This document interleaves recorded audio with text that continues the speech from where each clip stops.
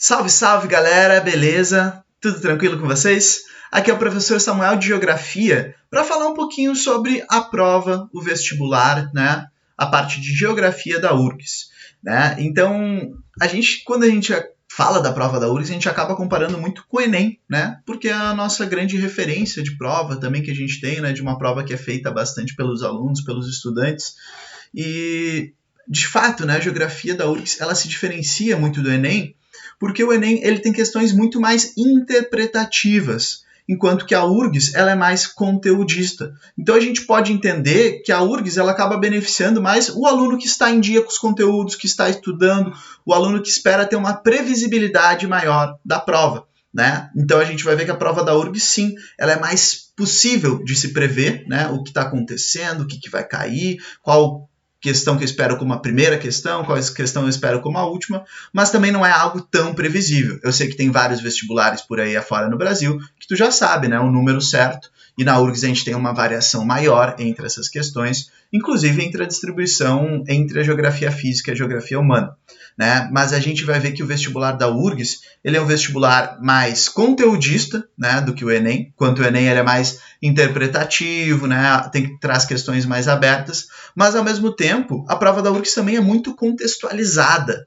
né? Ela é muito contextualizada com as atualidades, né? E sempre trazendo um contexto de algo que acontece. Então, uma questão, ela dificilmente ela vai diretamente no conteúdo, né? Dificilmente ela vai diretamente no conteúdo. Ela te apresenta uma historinha, te apresenta um texto, não tanto quanto o Enem, né? Mas ela também não é uma questão puramente teórica, né? Ela sempre tenta te introduzir o assunto, né, que é algo que também dá possibilidades para um aluno que talvez não tenha estudado tanto, pelo contexto entender, pelo contexto aprender, né, pelo contexto conseguir chegar na resposta. Algo que é muito comum, né, de acontecer na prova da URGS são questões que te perguntam a respeito de dados, né? Dados. Então, traz uma tabela com vários dados do IBGE sobre uma questão populacional, sobre alguma outra questão. E essas questões de dados, eu tenho algo muito, muito, extremamente importante para chamar a atenção de vocês. As questões que falam sobre dados, prioriza a leitura dos dados. Ou seja, não tenta partir dos teus conhecimentos para achar a resposta daquela questão antes de ler os dados. Uma questão ela nunca vai ser incoerente com os dados que ela apresenta. Nunca, tá? Então, uma questão da URGS ela sempre vai ser coerente com os dados que ela mostrou. Então, se tem uma tabela, uma planilha, né, um mapa, um gráfico, primeiramente, observa as informações que aquela questão te deu. Às vezes, tu nem vai precisar do teu conhecimento para resolver essa questão. Então, é comum, né, de acontecer, de 2 a 3 questões na prova, trazendo esses dados que basta uma leitura dos dados atenta, né, e contextualizada que vocês vão conseguir acertar essa questão, né? Então, façam essa leitura dos dados. A prova da URGS originalmente tinha 25 questões. Claro, se sabe que nessa prova que vai acontecer no ano de 2021, a gente vai ter uma questão com 15 questões. Mas a lógica da prova, inclusive a distribuição, né, proporcional dos conteúdos, ela se mantém, né? Então, isso é algo que a gente sabe. O número de questões diminui, porém a proporcionalidade se mantém. Questões, né, que costumavam aparecer 3, 4, assuntos que costumavam aparecer 3, 4 questões, vão aparecer 2, 1, né? Então vai aparecer um pouco a menos, né, de questões, mas ainda dentro de uma distribuição proporcional. E uma coisa que é muito importante a gente colocar é a questão de contexto atual, né? Então a prova de geografia da URGS, um aluno que sai muito na frente na geografia da URGS é um aluno que está por dentro das notícias, é um aluno que está por dentro do que está acontecendo não só no mundo, mas também no Brasil e principalmente no Rio Grande do Sul. A URGS ela acaba beneficiando os alunos do Rio Grande do Sul, por grande parte pelos contextos das questões, né? Então, nem tanto por uma questão de que seja um grande número de questões que cobram a geografia do Rio Grande do Sul. A gente vai ver que a geografia do Rio Grande do Sul ela aparece ali de 2 a 3 questões por prova, pensando na distribuição de 25 questões. Mas o contexto de grande parte das questões muitas vezes envolve o Rio Grande do Sul. Como no ano passado, né, a gente teve uma prova que falou sobre a mina de carvão na região metropolitana de Porto Alegre. Ou seja, a questão não era diretamente sobre a mina, mas envolvia esse contexto. Quem sabia esse contexto, sabia na frente. Quem lê notícias, quem lê jornais, quem acompanha as notícias, sai na frente na prova de geografia da URGS, né? Ao mesmo tempo como o contexto dos meninos que ficaram presos na caverna na Tailândia foi relacionado numa questão de geografia física, que talvez se alguém tivesse ali sentadinho, escutando o Jornal Nacional e falaram que os meninos ficaram presos na caverna na Tailândia, aqueles meninos do time de futebol, por conta das chuvas extraordinárias do período de monções, né, que chove muito em pouco tempo, né, que a chuva fez com que eles não conseguissem sair da caverna. Talvez se a pessoa estivesse atenta vendo o Jornal Nacional, ia acertar aquela questão sem dificuldade. Não precisava nem entender o que eram monções, mas que ouviu o William Bonner falando que por conta das monções a chuva acabou deixando os meninos presos na caverna.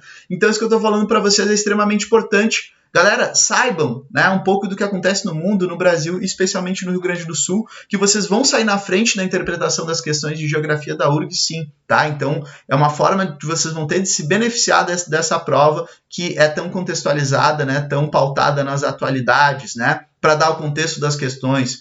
Não é que hajam tantas questões somente de atualidades, mas a atualidades ela está como plano de fundo, né, de toda a prova de geografia da URGS. Então, já esperem, né, para a prova de 2021, questões envolvendo geografia e a Covid-19, com certeza, né? Então, a globalização, né, a globalização que fez com que a doença da Covid-19 se espalhasse tão rapidamente. Galera, fiquem muito ligados nisso, tá? Isso é extremamente importante. Então, queria mostrar para vocês aqui algumas tabelinhas que nos ajudam a entender, né, a fazer esse raio-x da prova. Galera, aqui eu botei os deuses da geografia que me perdoem, né? Os professores e aí, colegas de geografia me perdoem, porque existe uma divisão, né, que divide geografia física e humana, mas justamente a geografia, ela é a ciência do contato, né, entre o meio físico, né, e as alterações antrópicas, as alterações da sociedade.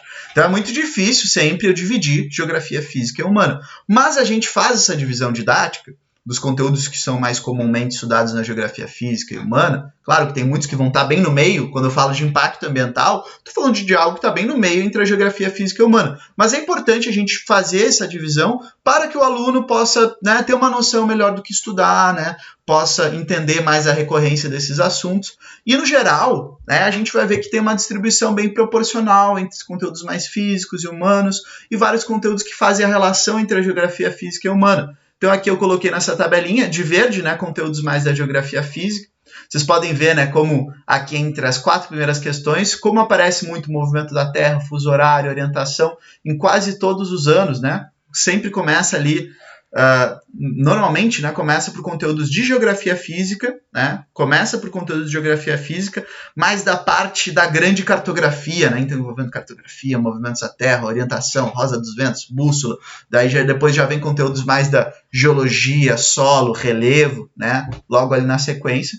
E depois, normalmente, a segunda metade da prova, ela é uma parte mais de geografia humana, tendo ali, né, algumas questões pontuais de geografia física também.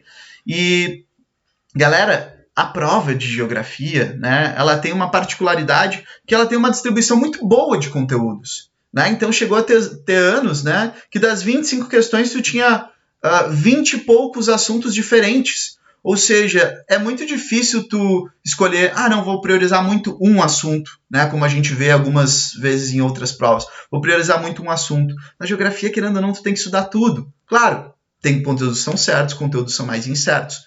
Então a gente vai falar sobre essas recorrências melhor, mas o que eu recomendo para vocês? Não deixem de estudar nada. Tudo pode ser cobrado. Lembrem das atualidades. Peguem muito, né, a visão do professor, porque o professor vai conseguir relacionar as atualidades, né, com os conteúdos, né, de aula.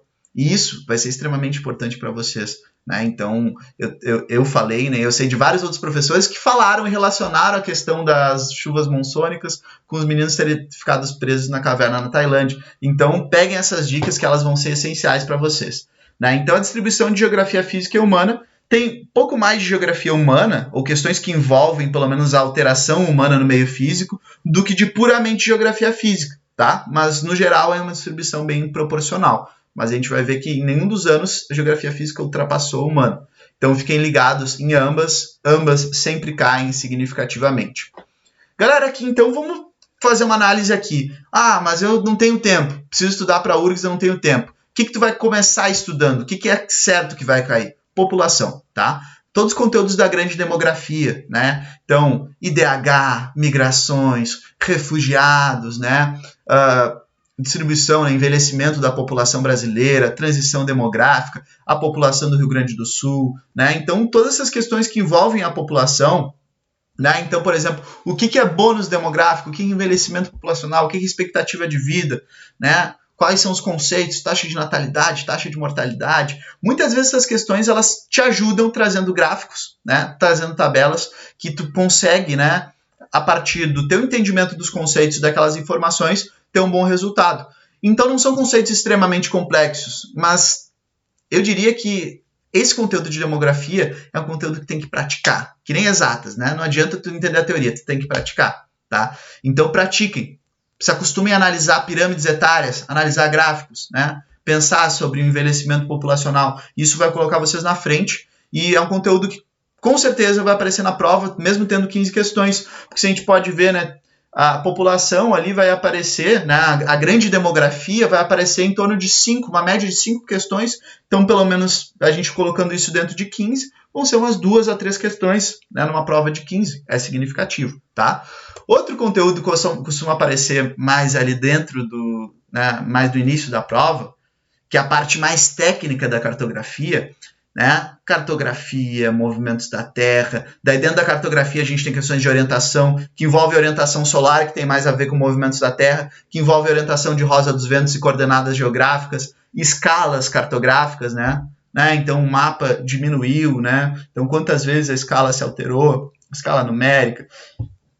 E todos esses conteúdos eles vão ser importantes, né? Então são conteúdos certos, né? O fuso horário costuma cair. Então aqui eu estou falando de assuntos que não caem na prova de ciências humanas e suas tecnologias, né? Como por exemplo do Enem, né?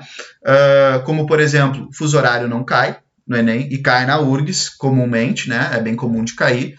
Escalas no Enem cai na prova de matemática, mas não cai na prova de ciências humanas. Na geografia cai. Né? Então, fiquem ligados. O movimento da Terra cai de uma forma muito mais aprofundada, né? Afélio, periélio, equinócio, solstício. O que são isso? Isso aí tu tem que chegar na prova da URGS sabendo, tá? E a geografia do Rio Grande do Sul, né? Muita gente de fora pergunta e pede orientação. Como é que eu faço com a geografia do Rio Grande do Sul, que eu não sei? Galera, costuma cair sim, né, a geografia do Rio Grande do Sul, pelo menos uma questão, mas o Rio Grande do Sul está sempre como contexto de grande parte das questões que às vezes não são perguntas diretas da geografia do Rio Grande do Sul, mas a gente vai ver que pelo menos uma, 2 questões de geografia do Rio Grande do Sul costumam aparecer. Então, traduzindo isso para uma prova de 15 questões, pelo menos uma questão de geografia do Rio Grande do Sul está dentro do esperado. O que cai mais dentro da geografia do Rio Grande do Sul? Relevo, né? Relevo. Então, saber ali na região da planície litorânea, Cuesta do Aedo, né? Então, se saberem essas distribuições de relevo do Rio Grande do Sul, né? Ela é importante. Claro que, além disso, a gente tem outros conteúdos de geografia física, né? Hidrografia, os rios, os climas do Rio Grande do Sul, questão mais de população, né? Então, sim, pode vir a geografia do Rio Grande do Sul. É um conteúdo fácil de revisar, tá? Não é difícil. Não são só gaúchos que entendem geografia do Rio Grande do Sul, mas é aquilo. Se tu tem pouco tempo, geografia do Rio Grande do Sul, o que se espera? Que venha ali uma, né? No máximo 2 questões. Tiveram anos como, por exemplo, 2014, tiveram 4 questões de geografia do Rio Grande do Sul, mas não é algo comum, né? O comum é vir entre 1, 2 questões, né? Então é uma prova regionalista até certo ponto, mas principalmente pelo contexto, né? De várias questões que envolvem o contexto, mas que tu não precisa diretamente de geografia do Rio Grande do Sul para responder. Mas a geografia do Rio Grande do Sul para responder, ela vai aparecer ali em 1, 2 questões, então fiquem ligados nisso, tá? Fiquem ligados nisso também.